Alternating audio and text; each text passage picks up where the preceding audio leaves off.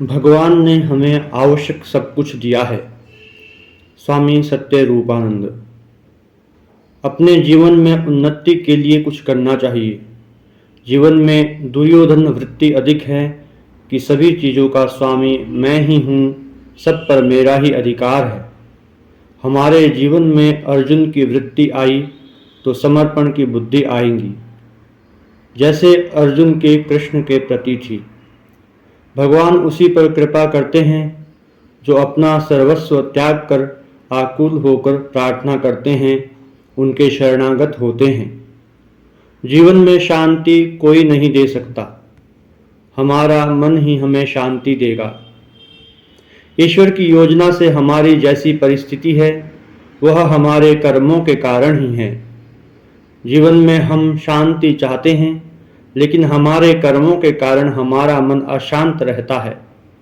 सुविधाओं से सुख मिलता है, लेकिन शांति नहीं मिलती।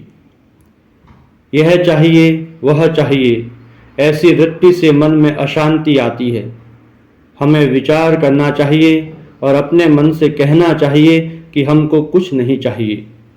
भगवान ने आवश्यक सब कुछ दिया है, अब इससे अधिक क्या चाहिए। इस तरह मन को संतुष्ट कर व्यर्थ की लोभ वृत्ति से बचना चाहिए। शांति पाने के लिए अपनी ओर, अपने भीतर देखना चाहिए, बाहर संसार की ओर नहीं।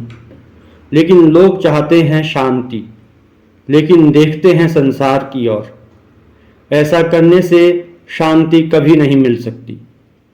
शांति ईश्वर को छोड़ दूसरा कोई नहीं दे सकता।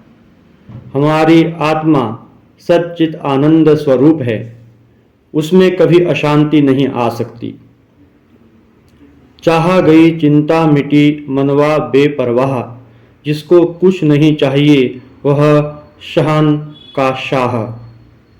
सब कुछ अपने पास होने के बाद भी हमारी चाह नहीं मिटती, इसलिए हम सबको आत्मनिरीक्षण करना चाहिए।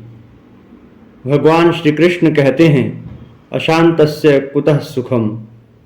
शांति का एकमात्र उपाय है कि मुझे कुछ नहीं चाहिए। आलसी मत बनो। आराम का संबंध ना व्यक्ति से ना वस्तु से है। दिन भर में 1 घंटा एकदम अकेले रहें। संसार में कुछ कर्तव्य करते हैं, लेकिन थोड़ा समय आत्मनिरीक्षण के लिए अवश्य निकालें। जिन बातों के लिए दुख नहीं करना चाहिए, उन बातों के लिए हम दुख करते हैं, शोक करते हैं। हमें दुख होता है जब हमारी प्रिय वस्तु हमसे अलग हो जाती हैं। इस वियोग की स्थिति में हमें प्रयास करना चाहिए कि हमें कैसे शांति मिले। सुख दुख तो आने जाने वाले हैं, ये सुख दुख स्थायी नहीं रहते। शास्त्र कहते हैं, दुख को सहन करो। सहनम सर्व दुखानाम अप्रतिकार पूर्वकम चिंता विलाप रहितम सा तितीक्षा निगद्यते। चिंता विलाप रहित होकर सहन करने से चित्त विक्षुब्ध नहीं होता, शांत रहता है। जीवन में शांति पाने के लिए ही लोग भावधारा से जुड़ते हैं।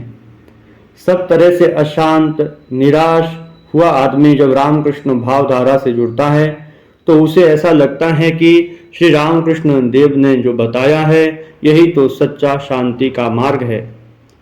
निस्वार्थ भाव से सेवा करने से जीवन में शांति मिलती है। परिवार में भी जो व्यक्ति स्वार्थी होता है उसे कोई चाहता नहीं, उसे लोग अलग कर देते हैं, जिससे कलह होता है और कलह से अशांति होती है। जब मन का अहंकार जाएगा तभी तुम्हारा सत्य स्वरूप प्रकट होगा। आत्मा नित्य सत्य है। क्षुद्र अहम को छोड़ आत्मा का स्मरण करो। मैं मरा तो सारा जंजाल मिटा। संसार की सब वस्तुएं हमें धोखा देने वाली हैं। अहंकार और आध्यात्मिकता कभी साथ साथ नहीं रह सकते। दूसरे के कष्ट को देखकर सुखी होने, दूसरे से ईर्ष्या करने से मन में अशांति होगी। सब कुछ भगवान ने दिया है, इसलिए सबको वितरण करो। मैं मेरा से आध्यात्मिक उन्नति नहीं होती।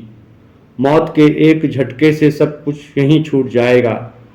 यदि आध्यात्मिकता में हम उच्च जीवन बिताना चाहते हैं तो हमें सबके प्रति कल्याण भावना रखनी होगी। जब तक हमारे मन में सबके प्रति कल्याण की भावना रहेंगी, तब तक किसी का अकल्याण नहीं होगा और मन में शांति रहेगी।